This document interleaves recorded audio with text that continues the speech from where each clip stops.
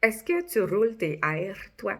Je te parle de ça aujourd'hui parce que j'amène un jeu de discrimination auditive pour Valérie, pour qu'elle travaille avec les jeunes.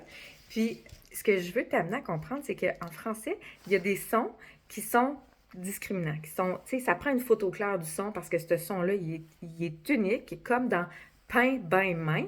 Hein, il y a le son pe, be, me, que ces trois sons-là, il faut qu'il y ait des catégories différentes dans la tête qui soient très claires parce que pain, bain puis main, ça ne veut pas dire la même chose.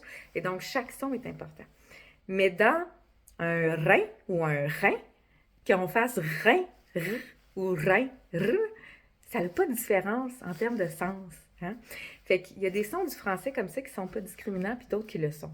Bref, tout ça pour dire qu'avec le jeu que j'amène, les enfants vont pouvoir se pratiquer leur oreille, avoir des photos des sons clairs dans leur tête.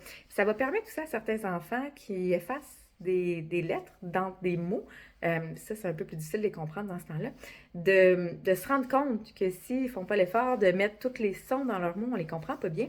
Comme dans un jeu, je vais vous montrer. Par exemple, ici, voit un loup puis une loupe, puis on va lui dire, mettons, donne-moi le loup. Fait que là, il va nous donner loup. OK, mais après, c'est à lui. Lui, il peut dire donne-moi loup, mais il veut dire loupe parce qu'il a effacé le son de la fin. Tu sais.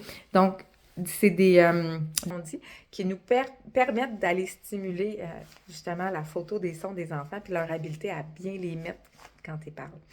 Si vous aussi vous avez des enfants qui ont de la difficulté avec les sons, n'hésitez pas à nous appeler. On a de la place. On accueille les gens à bras ouverts.